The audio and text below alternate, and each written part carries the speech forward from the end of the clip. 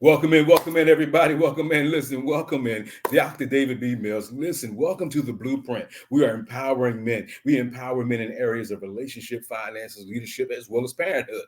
Listen, I'm Dr. David B. Mills, your host, and I want to say welcome on in. It's a great time to be here. Our goal is to empower 5 million men and for 5 million women to love them, to lead them, and to leave a lasting legacy to the kingdom. And so that's what we're here for. The way we do it is we have different tiers that we work on and operate in. And so we'll share a little bit more about that. And then every time you're going to get probably a blueprint out, probably a podcast will be out every 2 weeks. All right. Well, every other week we'll send one out to strengthen some men. Listen, if this blesses you, send it out to another brother. Encourage them and strengthen them that we can build together. That's what we want to do. We want to build together. And we are building men for this generation and the next one. Today, we're going to be blessed. We got another incredible guest. His name is none other than Bishop Ray Taylor. He's coming in even now. And so as he comes in, I want you to welcome in even now, Bishop Ray Taylor. We are here on the Blueprint. We're excited to be with you, man of God. I was telling him earlier that, listen, what we do on the Blueprint, we do a threefold thing. What we do is, number one, this bi-weekly podcast we send out to brothers that they can be built up in finance, relationship, leadership, and even in parenthood. And so we build them up. And our goal is to be able to build, again, 5 million men that can love and lead 5 million women and lead legacy. That's we got a mission. We got a purpose of what we're trying to get done. And so I'm excited about the podcast. That's going to be every other week. Then we're going to do also every day. We got a Blueprint Facebook page where we send out hope and strength to brothers every day. Then also along with that, we have our quarterly time that we actually have an in-person empowerment. And Bishop has blessed us before with this too. So I want to say welcome in, Bishop. Thank you for being with us today. Thank you, man. Thank you, Dr. Dave. Again, man, thank you through the Word Fellowship. Thank you to your lovely wife, Pastor Byrne, your phenomenal children, whom I all know personally, me and my wife, and we just appreciate you, sir.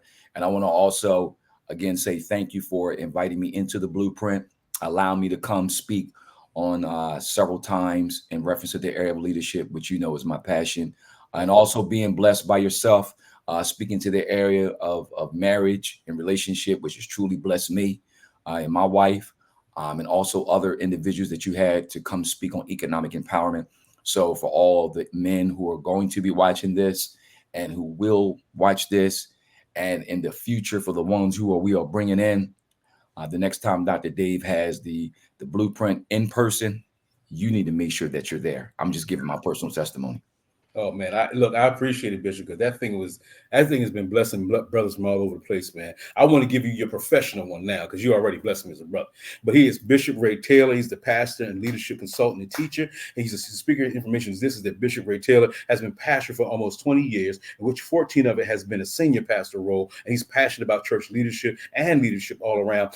Best practices, strategies, systems, deployment. His journey has been also for over 20 years in IT experience. Also, he has served as assistant pastor and has over 25 years of ministry experience, has a strong communication skills. He has also is the CEO and founder of Building Future Champions. And so we're excited about him being with us. He has also been married for over 18 years to his lovely wife, Pastor Donna Taylor, 5 children, 2 grandchildren, and the lead pastor of New Covenant Christian Fellowship Church. Don't play games now. You know, we got to know who we're dealing with now. You got to know. We don't want to make no mistake about this. Welcome in, Bishop Ray Taylor. Amen. Thank you, sir. Thank you, man. Again, thank you, sir, for that phenomenal drum roll. I appreciate that. Oh, yes, sir. Yes, sir. We ain't playing. So, Bishop, man, listen, help me, man, because we're getting right into this. Yes, when you look at manhood, man, and the idea of the culture, man, and what's going on, what do you see happening, man? What do you see happening? Very, very good. First of all, Dr. Dave, man, when I looked at these questions, man, these were some very, very loaded questions, sir. Very, very, very thought-provoking, very intense discussion. Almost felt like the presidential debate type of questions. Okay? First of all, Dr. Dave, I want to say that when we look at the culture and the state of the man, and again, and I'm not turning this into a race conversation. However, I must say that there's a huge challenge. Number one, being a Black man. Mm-hmm. It's good. Being a successful man in America. Come on. And then watch this, Dr. Dave, striving to be a godly man in America. And you and I are very smart. We're very intelligent men. We do research. And we understand that right now the plight and the fate of the Black man in America is extinct Mm. because two things: we are either dead or we're incarcerated. So Bishop, you coming in kicking, brother. All right. Anyway, but we there. But I'm with you though. I'm with you because when we look at our culture, particularly, man, it's an issue, man, that I think it's multi-tiered now. There is some issues that are going on, man, that we've never had to deal with. One report I read, man, scared me, man. It said that currently we're dealing with the highest level of Black African American females since slavery. Single. And then you talk about that along with the ideal of the African American male, just as a man, and the ideal of some of those things, and that New Era somewhere in the neighborhood of 60 to 70% single parent families. So I don't even have a clue of what one looked like. I ain't never lived with one. I ain't been around one. I grew up in a project. I grew up in a single parent home, and so I understand exactly what they're dealing with. But I will not let my past be my excuse. yes. I'm gonna say it one more time. I won't let my past be my excuse. Okay. That was my environment. That's not my assignment. Mm. So that may have been the culture around me, but it's not the future of what's going to come from me either. And so the ideal is that I realized that for me, I grew up carnal. I realized I grew up as a consumer. Amen. I grew up also as a conqueror. All right. They taught me that. They didn't teach me much after that. Lust, but not love. And the idea of that consumer, I was gathering, taking it all mine. And then as a conqueror, man, I was just trying to whatever I conquered, I was leaving collateral damage. So, there's people that was left as collateral damage. There's issues that been left as collateral damage because I think wherever you don't know the purpose of a thing, abuse is inevitable. Dr. Dave, that's good. And Dr. Dave, I'm just gonna you loaded it. You put some more weight on this question because I'm in the education system. You're involved in the education system, and your lovely wife, Pastor Burns, she's in the trenches as well. And when I talk about, again, the plight of the Black American male here in America, also, Dr. Dave, one of the numbers I was going to run by to you right now is we're living in a time right now because of the Black man being either incarcerated or dead. There's watch this, there's 20 women to one man. I knew it was a jacked up number. I just didn't know it was that jacked up. So, Dr. Dave, let's have that dialogue where when a man can pick. However, he hasn't been taught and trained how to be able to pick the right one. That's where he runs in trouble because he's been taught, okay, now you got pickings. Now you can just go ahead and sow your oats and now you can. That's why men right now are there's not a sense of urgency for them to get married because they know they can still go back to the apple tree. Bishop, you're saying something, sir. I'm saying, mean it. And I didn't mean to blow the podcast up. No. I want you to. That's the whole idea. All right. That's the whole purpose of it. Okay. Because listen, I realized that, because where there is no foundation, there's destruction. And so with our men, we don't have that foundation. We get 70% single parent, and then now it's 20 to 1. And I think I got options, but I don't have vision. And the challenge of it is where you don't have vision, there's no discipline. And so I don't have discipline to build something, because when we get here, we come as males, not as men. And I think that's a whole another discussion, a process there. It's all together. But then when we show up, we might not have the equipment, the tools to be to build. Then we don't have the skills to watch this when we break them. We don't have the skills to fix them. But anyway, it's an issue. Somebody got to teach me how to build one, because I'm gonna end up breaking something and I'm gonna end up crashing something. But I need to know how to fix it and how to repair it, even in that process of what that was and what that's like. So I think those are real issues, man. Help me with this one, man. What do you see, man, in terms of what do you think about what about a man in terms of these ideal relationships as we go deeper? Yeah, that's a very good. Again, these questions are powerful. I like to use real-time examples. So today, because I work summer school, and I was talking to a teacher who's a doctor. She's phenomenal. And she was talking about the challenges of raising her son as far as a male. And I was telling her some of the things and some of the strategies that she was applying. The reason why you're getting pushback for him is because, watch this, you're trying to teach a boy how to be a man. So I told her, In the words of Steve Harvey, I said, I need you to learn how to think like a man, but then still act like a woman. So I begin to explain to her the reason why he's giving you pushback is because the way you're moving. So what was happening was she was trying to get him to do something. So I'll kind of give you the example quickly. I'll paint the picture. She was trying to get her son to do something, and he was giving her resistance, right? But he still fulfilled her task. Then she tried to do some other stuff on top of that. I said, that's where you went wrong. I said, watch this. Once he fulfilled the task, then he went to his quiet place, but you invaded his space. That's why men have man caves. I said, because one thing about a man, when we're ready to talk and engage with you, you don't have to come get us. We'll come get you. I said, but when we're in a zone and we're in a space, I said, watch this, Dr. Dave. I told her, I said, we can be in a space where the TV is on, but it don't mean that we're watching it. It's just that what we're doing is we're trying to declutter our brain and prepare for the next assignment. And when you're coming in and invading that, then we give you pushback. And you said, well, why you got an attitude? I said, he had an attitude because you wasn't paying attention to the signals that he was giving you the first time. So these things have to be taught. And then when they're taught, we have to make sure that they're caught. I so love that, Bishop, because I think that's where we miss it in the ideal of it. And I realized that we are as a society. I don't know how this is, but I think it's strategically, but we can go from kindergarten to a doctorate without a class on relationship. And that's most of society. And not only that, financially, same thing. You know what I mean? Leadership, same thing. How do you get from kindergarten to a doctorate, never take a class on personal relationship? How do you not take a class on finances and financial literacy? How do you not take a class on lead? All this stuff is you're going to do for the rest of your life to your last breath. But we want you to know algebra.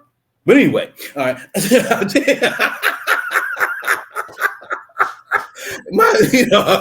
I'm just saying, algebra 1, algebra 2. But why did you teach me how to love a woman? Why did you teach me how to hold a family down? Why did you teach me how to handle finances? Why did you teach me how to manage my emotions? The things that I actually need, you're not giving me. And I think it's also for our culture is that literally that as if the system doesn't give it to us, we got to turn around and give it to our own children.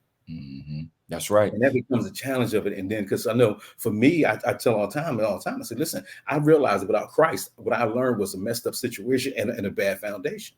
And I realized that system was working in me. And I think that not until another seed shows up, till the cycle breaks. So the cycle of being a carnal dude, a cycle of being a consumer, the cycle of being a conqueror, right? I was a consumer, I was a conqueror, I was carnal, but the seed of the word of God showed up. The seed of Christ showed up. The seed of God showed up, and it broke the cycle for me. And you know what I mean? And when that cycle's broke, now a new life can be born, and I'm born again. And then I get a picture of my future too. Because then I didn't have around me a picture of what manhood was. And so I grew up in a project, man, 300 families, 4 husbands, 300 families. Anyway, so the whole concept was crazy. So I was like, it don't exist. But then when I saw it, man, I got saved and went to this church. This guy, his name was Dr. Richardson, man, he was powerful. His life gave an example and his lips gave an example. I saw how he took care of his wife, what he did. I was like, man, that's different. But I love that. And I believe that where is their exposure and a picture, men do better with their future. That's good. That's good. It's funny you say that because when we talk about relationships, and Dr. Dave, because this is the heartbeat of what you do, and this is where God and me and my wife have been the recipient of sitting under you guys' teachings in the area of relationship. Watch this, Dr. Dave. When a young man is growing up and he grows up in a single family home and there's no male presence, watch this. He picks a woman according to the relationship with his mother. And if that's the only thing that he's experienced and there's no male presence, then when he gets older, he's going to pick a woman based on how his mother treated him. But because of the absence of a father, watch this, he never has an opportunity to be exposed to what a balanced relationship looks like. I'm not talking about abuse. I'm not talking about where he sees physical, because watch this. When a man, that's another thing. When a man is in an environment and he sees a male or a father abuse his mother, I ain't gonna say 9, 7 out of 10 times, he will practice that same behavior in the next relationship because he's seen his father do it. I believe And it I, goes back believe, to what I you think said. environment trains mindset. I don't care what they say. You leave me in that the wrong environment too long, my mindset is going to be, this is it. That's all I know. But if you expose me to something different, I can do something different. And then that's why I challenge our single parents. I say, listen, get them in a healthy and godly environment. Because Yes. I need both of them. You know what I mean? To undo what was done, I'm gonna need both of them, Bishop. I'm gonna need a healthy environment and I need a godly And a environment. godly environment. Yes, sir. I want a brother that's consistent, that's committed to one chick all his life, but his rest of the chick ain't trying to do no side jumps and ain't trying to do no side chance. I'm trying to finish this thing out the right way. I want to leave a legacy of my family. I want to leave a destiny and a picture that they can follow and say, you know what, there is a way you can do it. I saw it done. And I think that when you do, like you said, man, and we see, you know what, and I actually had a single parent in our church who had to send her son to be with the father. He was divorced because the son kept going to the bathroom like a woman, but he didn't see nothing different.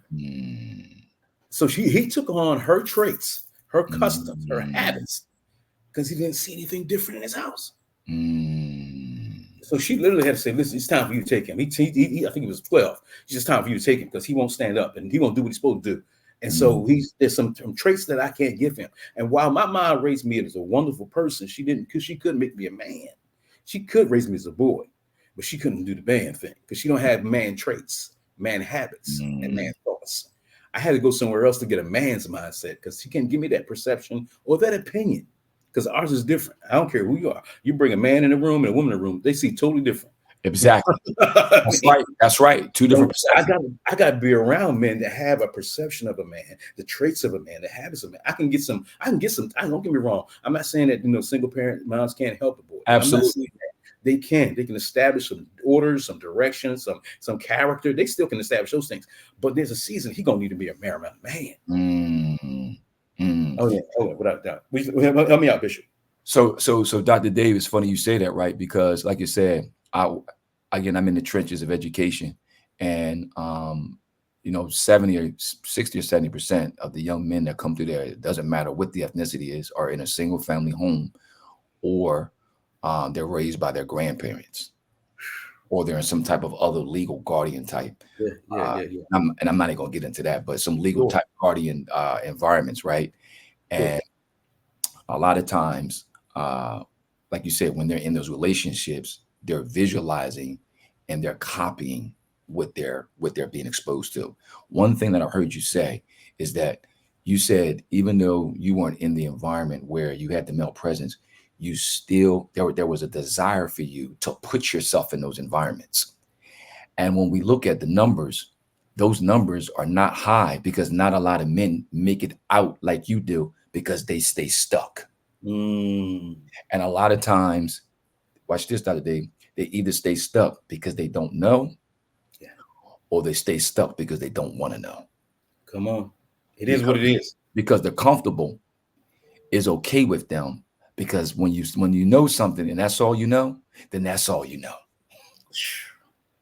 And when we get into all you know is what you know. Is what you know. And when we get into that place of comfortability, Dr. Dave, and that place of familiar, and we don't realize as men, unless we're being mentored, unless somebody is in our ear, unless somebody is pushing us, unless somebody is coaching us or mentoring us or challenging us, we would stay stuck because we can't see beyond what we don't know. And then we repeat that. That's when that cycle hits. So I'm going to repeat what I saw. You know what I mean? So if I saw y'all sleeping with single parent people, I'm gonna sleep with single parent people because I won't think it's anything different, because it was the environment that came up in that shaped my mindset until I see something different. Exactly. That picture of a man, that picture of a husband. I couldn't even spell husband in my neighborhood. All right. Exactly. So I needed the exposure of that. But then also, once I got saved, man, I got to a church, man, that had brothers in it. And they were of all different ages. And what was a blessing was they did have a men's fellowship like every other Thursday. And that was, they didn't think it was important. But I thought, man, I can get around some godly men, some men trying to do this right. And they was of all ages and stages. That also benefited me too, because like you said, I think the difference of our growth is process and mentorship and relationships. Yes. And if you don't have that, And Dr. Dave, here's another thing too. So when you look at the state of our Eves, and the Eve is nothing but a woman, right? The thing that God puts in a woman that a man can't do, a man will never be able to nurture like a woman.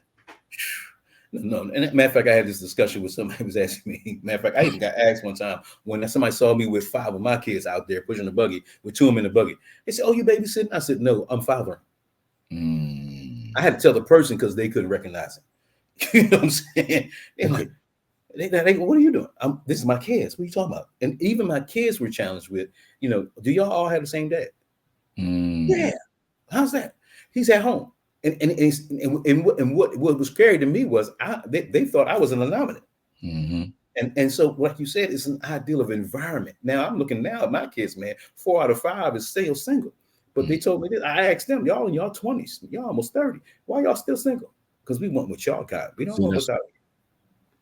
You gave him the blueprint. And like I said, so Pastor Byrne was created from the foundations of the world to be the nurturer. Dr. Dave, watch this, was created from the foundation of the world to be the one who builds the character. Come on, man. Come on. Because when we watch this, Dr. Dave, as the woman, and you know this, and we know this, because the woman is the nurturer, because they carry them, their emotions are attached to them. Because we don't carry them, we detach our emotions from them because we see the bigger picture as far as their character. That's why sometimes say, no, let them go, let their boy go. Well, what's my baby? That's my baby. And I got to tell parents, I know that's your son. I know that's your baby. Yeah. Right now, I need you to cut the umbilical cord because what you're doing is you are handicapping him, and we're not preparing him for the real world. You're preparing him for a world that's a fantasy, but not preparing for the world that's a reality. Yeah, man, you messing me up with that because I think it's so true. We're teaching them to be rescued, not to be rescuers. That's good. You know what I mean? And you get in the habit. Somebody gonna pull me out of this. I'm not gonna do it. Somebody gonna feed me. Somebody gonna take care of me. Somebody gonna pay my bills. No. You gonna do that. And that's part of the. I tell them all the time that I got this thing where I tell them, boys do I's, but men do T's. Boys do. It's all I want mine. That's about me. I gotta have mine. I gotta get mine. You know what I mean? But men do responsibility, accountability. I like that. Loyalty. Responsibility, and we do the T's. We don't do I's because you don't get to do that. You don't get to do that no more. Not as a man. And I think that's when we shift and change, because the ideal here has to be what Paul said. When I was a child, I thought as a child. I thought as a child. I acted as a child because I was a child. But when I became a man, I have changed. Yeah. And until a young man understands that, you got to go from malehood to manhood, and it's a process. And I need partnerships in my life to be able to even do it. I don't care what season a man is in. I think he also has to have that thing of accountability of a relationship with somebody else, with my wife, but also some other brothers that can hold me and help me and push me, like you said, to be everything I could possibly be as a man. And I think that's probably one of the in your questions, and one of your questions that you asked me is about the plight of a man, and then the area of leadership is one of the things about men that I know, and I'm pretty sure you've come across, is that most men, if they're stuck in their ways, don't want to be accountable. Because watch this, accountability to them means that somebody's telling them to do, somebody's telling them what to do, but what they don't realize is yes, that is a part of accountability. But also the part that they're missing is that the main part of accountability is vulnerability and transparency. Come on, man. You can be honest and open with who you are, so the person that's mentoring you can give you the information that you need to become a better man. I so love that, Bishop, because I think that people think that intimacy, the best intimacy is sex. It's in the hood. The best intimacy is that vulnerability and that transparency. Come on. Because everything else is going to be better if I know I got all your heart. If I can tell you my struggle, my hurt, my pain, my failure, and all that, you're going to have so much intimacy, you ain't going to know what to do with it. That's right. But I think, and tell me what you think. Okay. I think with men, I think the biggest struggle is twofold. I think it's 3. One is ignorance of relationship. I think that we just don't have the equipment and the tools sometimes to build with. That's why we end up causing so much pain and brokenness. And so when you build with broken pieces, you just hurt each other. But when we get the ideal of what it is as God's foundation for us to love one another, not just lust one another, we go deeper than all that. Now I'm learning to love your mind, your heart, your spirit, your thoughts, your processes. And that's something totally different. Yeah, yeah. Like you said, Dr. David, again, you're saying a mouthful. When a man, it reminds me of the book of Judges. Remember, the Mm. book of Judges said, when there was no king, every Mm. man did what was right in his own eyes. Mm. And that's what happens with men that's running around here now in the 21st century. And that word, and all that word king, Dr. Dave, watch this. It just means a man who's willing to submit himself to authority. Look, you said that right there is a mouthful right there. All the king means is a man willing to submit himself to an to authority figure. And when people go around saying stuff like, which is ignorant again and foolish, I don't, submit, or, I don't bow down to no man. I only listen to God. You can tell that man is foolish, because watch this. The only way that God can administer heaven here on earth is administered through a man. Heaven is administered on earth from God through a man. I'm gonna say that again. That's his plan. You can't get around it. You can't get around it. Every time God wanted to work in the earth, according to the Bible, he did it through a human. It comes through a man. I don't care if it's Old Testament or New Testament. If he wanted to usher in the kingdom, he brought it through a human. And I think it's really the issue of pride. I think it's the issue of fear. Oh, definitely. Pride, fear, ignorance, and usually a brokenness of relationship that from a wounded place of authority. That's good. Come on, because sometimes my daddy disappeared, so now I don't want nobody to tell me. I can never trust another man. If we don't get healed from the wound, the father wounds, and the male wounds that we had, we resist that relationship, not knowing when we resist the relationship, we resisting the purpose. That's good. And many times, purpose was locked up in somebody else. Come on, Peter and them, their purpose was locked up in Jesus. Come on, it's usually a person that God wants to send you to help get the kingdom to you, and then get it out of you. That's good. But if you avoid the person, we can't get it in you, and we can't get it out. So like you said, you end up stuck. And then I think that issue of emotions, because then if you don't, you live in frustration. Yeah. You have you noticed, we're in our 50 somethings. I call them, we're in our silver years. Come on, bro. and God is blessing us tremendously, right? Come on, man. You ever notice that if you go to like a network or a mixer, you ever notice that men, we're always guarded and we're always sizing each other up, where you see women, they don't mind communicating and, hey girl, look at your shoes, and we see each other, hey, how you doing?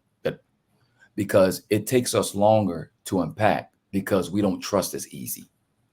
I so love that. It takes us longer to unpack because we don't trust as easy. And I so love that, because I think it's twofold too, Bishop. I think one, we were taught competition, not unified dominion. I like it. See in that football field, that basketball field, we were taught to compete against you. When was we taught to partner with you? Yeah. As a brother. I mean, we taught team, but we usually was going at or against. What are we gonna do with each other? Can we get that right partnership and dual dominion? He gave us both dominion. So now we all got it. Now, how do we do this together? Yeah. And I think that submission is key, because I think that people don't realize that when God taught both of us to submit. He said, submit yourselves one to another in the fear of God. It ain't just a woman that got to submit. We got to submit too. I got to humble myself to my pastor, my bishop, and at times I got to submit to Pastor Byrne, because she got a better idea than I got. Right. Exactly. That's right. That's submission too. But it's in order that we might win together, though. And I think that's key. Help me with this, because this is the area that I think you'll do great in a lot of areas. But this one, that leadership thing. Help me with what you think is leadership, and then help me with what you do to develop it. Yeah, that's good. Good question, Dr. Dave. Leadership to me is just influence. And, I've tried to come up with so many different wonderful, prolific answers, but after being in the field for quite some time, it's just influence. It's the ability to influence people towards a destination and getting them to buy into your vision. I love it. It's getting people to buy-in. It's Getting people to buy in. getting people and honing and crafting. And I don't always say it's like this. I look at Phil Jackson, who used to coach the Lakers and coach the Bulls, and a lot of people couldn't really understand how he was able to coach star power. And after reading his book called, I think it was called 8 Rings or 9 Rings, he talked about the different strategies that he implemented in order to develop the championship culture, where all the players will be able to play together towards one common goal. And that's the tough part. See, watch this out today. Your level of influence is decided on how well you're able to get people to play together. Your level of influence is decided on how well you get others to play together. I so love that. So I think you're right on it, because I think that's what Jesus does. He gets 12 cats to play together. You know what I mean, man? And what I love is he still allows them to have individuality while they have unity. Mm-hmm.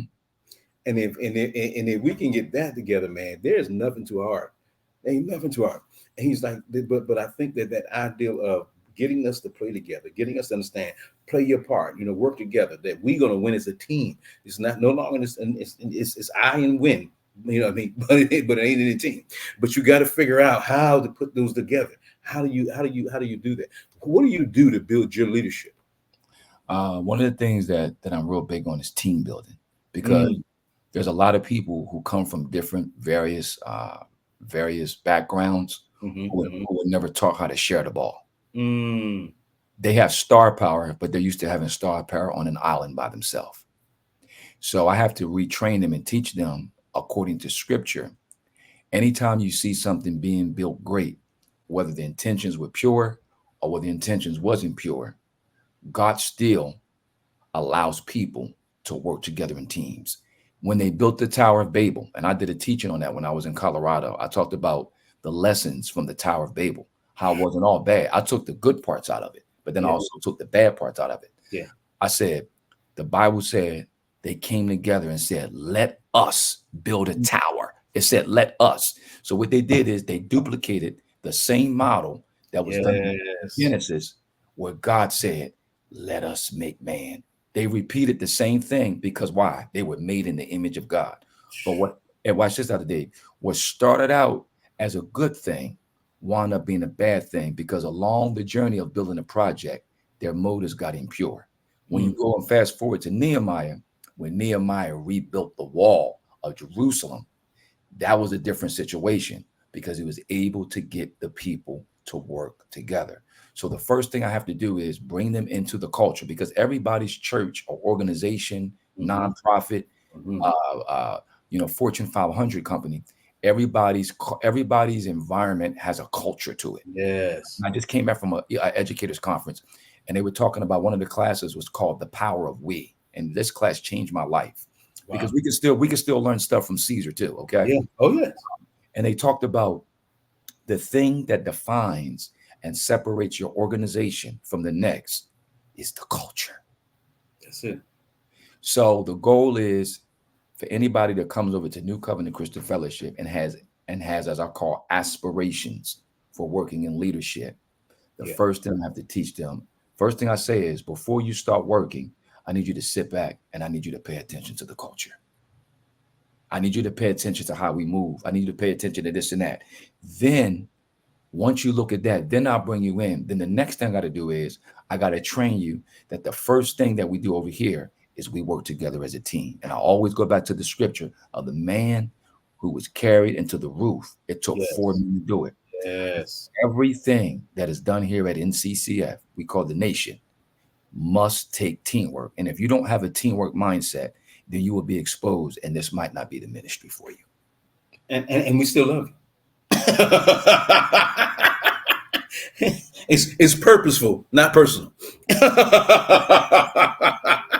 Because if you can't grab a hold to that, and you were used to coming to a place where they allowed you to shine, and they allowed you to just go ahead and be on an island by yourself, that doesn't work here, because it goes against the culture of what we built. That's so we so have good. to sometimes teach people that team building and working together is a kingdom mindset. I think that key of culture, man, when it comes to leadership is so necessary because if you sit back and you can understand that the environment, every environment has a mindset, but what it's called is the culture. We don't do that here. We don't do well. We do that here, or we don't.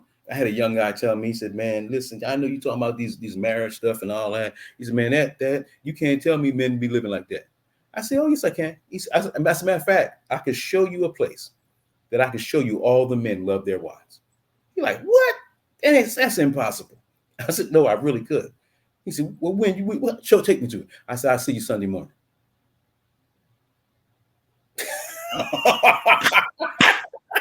Are you feeling me? Like you said, he came in, he was like, what is all you talking about? Some of these men married? I said, in our church right now, all but 2. So every man you see here is loving his wife. I said, so you telling me I can't see it? There are churches, which is extensions of the kingdom, that bring a culture that's different than the culture they in. Come on up in here, Bishop. Come on, Bishop. Shabba. Come on, Bishop. He like, this is different. I know. This is kingdom. This is a different culture over here. And I know it's in the culture, but we're not of the culture. Like you said, we have a different mindset, different environment. We on assignment here. It's different. And it's got to hit different in the season. Help me out, Bishop.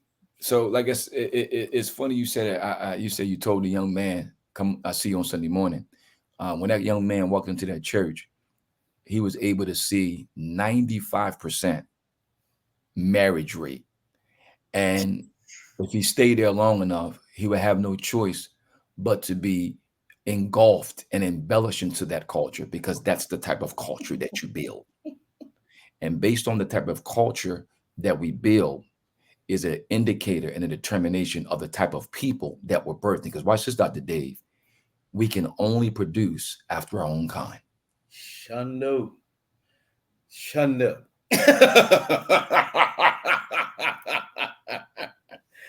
And I'm with you, man, because listen, I believe without a doubt, man, we want to harvest, but we got to be the seed first.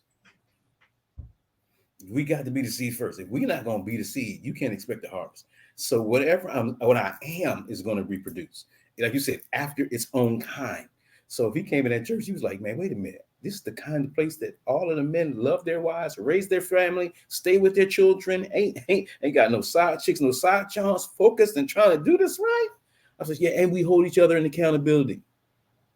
You're like, what is this? I said, this is called church. It's called kingdom. I said, this is different. I said, it's supposed to be. Well, matter of fact, it's peculiar. Come on, Dr. Dave. Come on. And he been there since, because he's like, I wasn't raised like, I know, I wasn't either. But my mindset was changed. Once that seed of the word, the seed that came, that broke the cycle, shifted it for me too. And it can shift for you too. And like you said, that put some mentorship with it and put some relationship with it, man, and some discipleship with it. Dr. Dave, I've also noticed too in this leadership thing, and you've seen it too.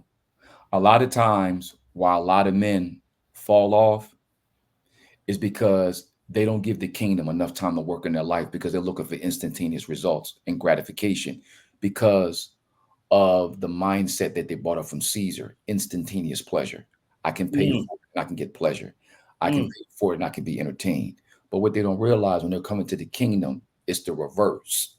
You got to put the work in, and then you got to give them time to germinate.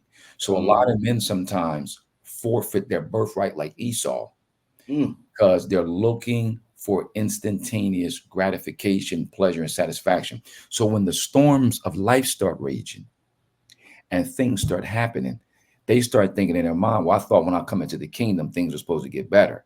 No, when you come over to the kingdom, things might get worse. But what happens is your faith gets better. Yes. Your mind gets better, because now it's teaching you how to be a man and how to weather the storm and navigate your family through the treacherous storms of life when life starts lifing, while you're still believing and expecting God to do it by faith. Come on. And it takes faith to hold on in those moments. and it takes faith and it takes relationship. And I think that sometimes we, one of the secret weapons of the church is that, you know what, I can go tell somebody this.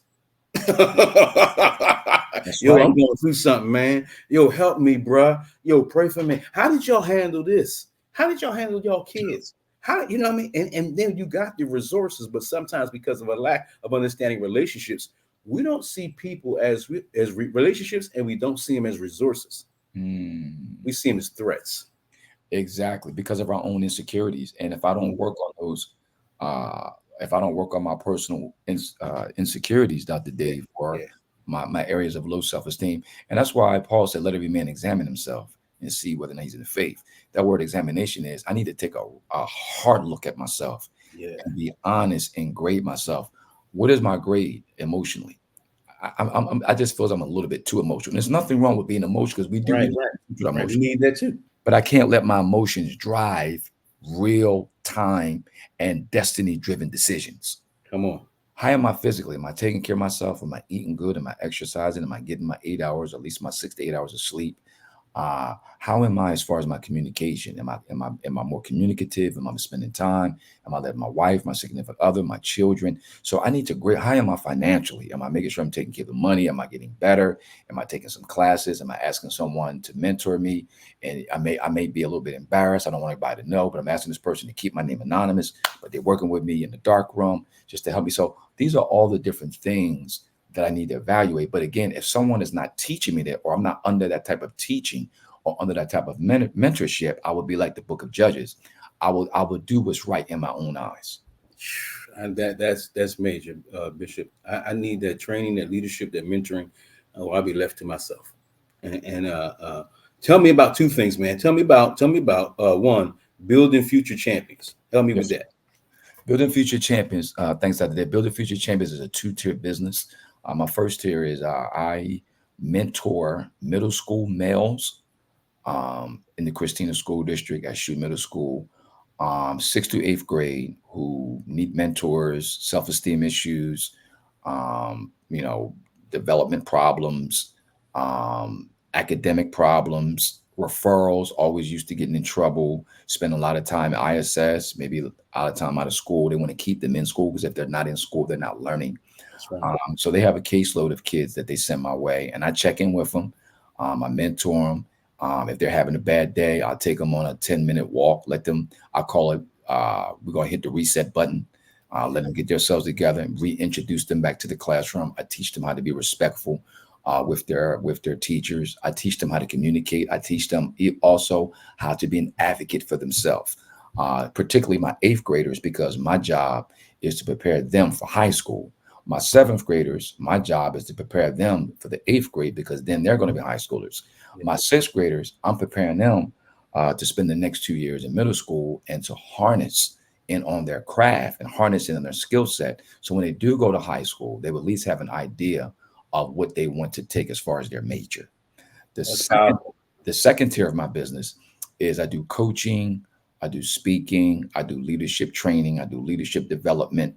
I go fly, speak, do different things in different areas and just help people and organizations, nonprofits, churches, whatever, and just share leadership, all things leadership, to help them to have a high performing culture, have high performance as far as personnel, challenging them to be better than when they are, always, operating with an elite mindset. So it's a two-tier, and I just thank God for my business. I birthed it in 2009, and it's been 5 years, and the Lord has been blessing, and now God is starting to increase my territory. God's starting to allow me to get connected to different areas. So it was kind of slow in the beginning. Yeah, yeah, yeah. I'm starting to get traction. I'm excited.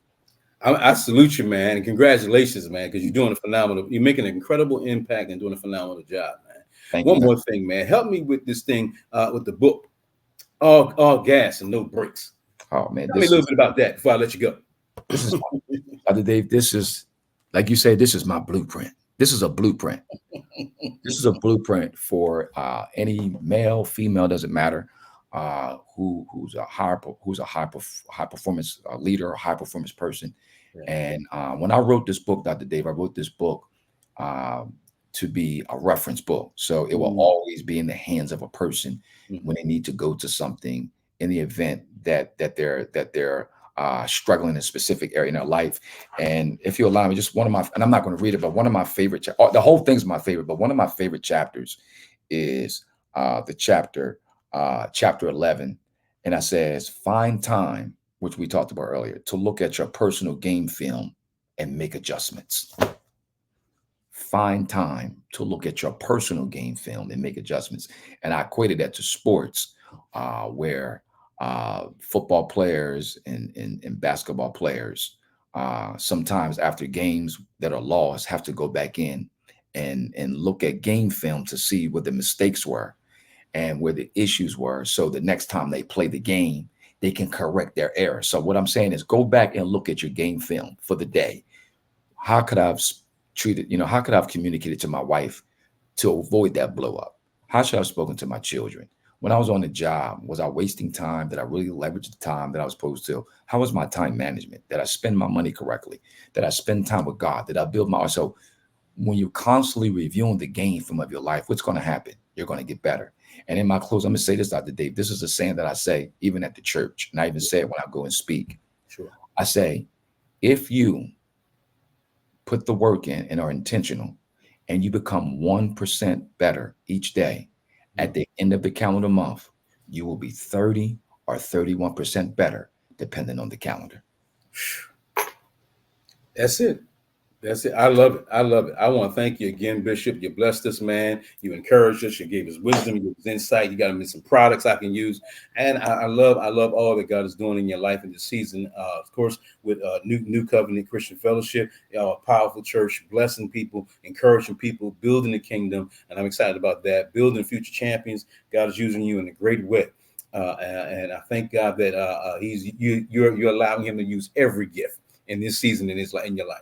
And then I thank you, man, for you and your wife. We love y'all, appreciate y'all. Thank y'all for who you are. Hold on for a second, I'm coming back with that. But I want to thank everybody for this chance to be on the Blueprint. We thank y'all again for being with us. You can follow us at the Blueprint RFL on Instagram, also on at Dr. D Mills, as well as that. Then there's the Facebook page, the Blueprint. You can go on every day. We send out a word to men to encourage them, some kind of quote or something to empower them. Then again, that quarterly empowerment is in person to be the build, and then bi-weekly we're going to make sure we try to get out these powerful podcasts that will bless your life and encourage you in all of your world. So thank you again for being with us. Listen, we want to encourage you to continue to do that. Listen, we are building men for this generation and for the next one. I'll see you soon. This is Dr. Dave. Bye-bye.